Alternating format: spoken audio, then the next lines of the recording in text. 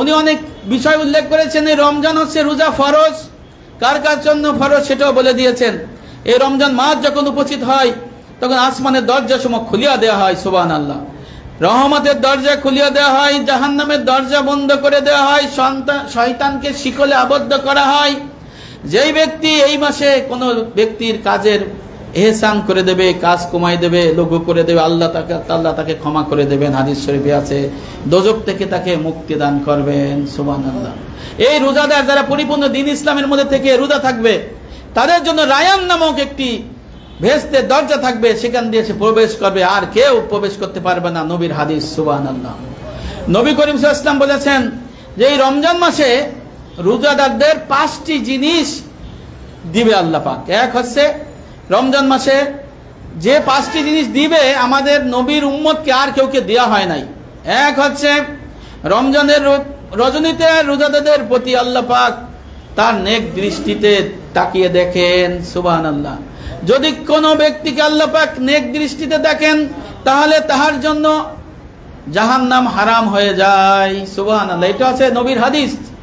2 নম্বর হলো সন্ধ্যার সময় রোজাদারদের মুখের ঘ্রাণ আল্লাহর নিকট মেস হইতে অধিক পবিত্র হয়ে থাকে, সুবহানাল্লাহ।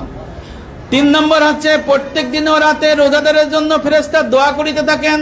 আর একটা হাদিসে আছে প্রতিদিন আল্লাহ পাক 70,000 ফেরেশতা একজন রোজাদারের সাথে নিয়োগ করে থাকেন, সুবহানাল্লাহ।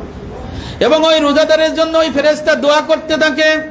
আল্লাহ তাআলা ভেরেশতাকে আদেশ দেন, হে ভেরেশতে তুমি অমক ব্যক্তির জন্য প্রস্তুত হয়ে যাও, সে আমার জন্য রোজা রাখছে, কষ্ট করছে, তার অচিরেই তার মৃত্যু হয়ে যাবে এবং সে তোমার কাছে এসে আরাম করবে, সুবহানাল্লাহ। হে দোজখ তুমি তার থেকে দূরে সরে যাও, হে জান্নাত তুমি তার জন্য বিশ্রামের বাগান হয়ে যাও, সুবহানাল্লাহ। আল্লাহ পাক এইভাবে জাহান্নামকে দূরে থাকতে বলবে আর জান্নাতকে তার জন্য প্রস্তুত হতে বলবে।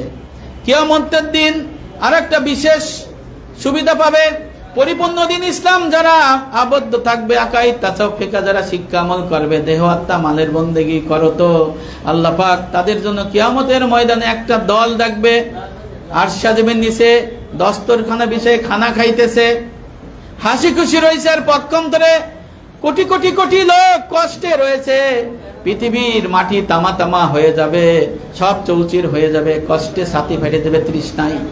তখন সূর্য মাথার কাছে এসে দাঁড়াবে, তারা দেখবে এক ধরনের ব্যক্তি এরকম খাবার খাই, বলবে তোমরা কারা?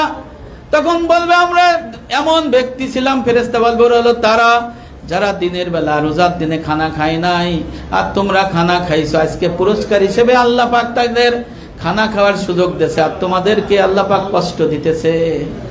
এই বিষয়টা মরহুম মুকপুর হাতেম আলী রহমতুল্লাহ আলাইহির রোজার যে অধ্যায় সুন্দর করে লেখা আছে। আর অনেক বিষয় আমরা খোঁজ খবর রাখি না। আর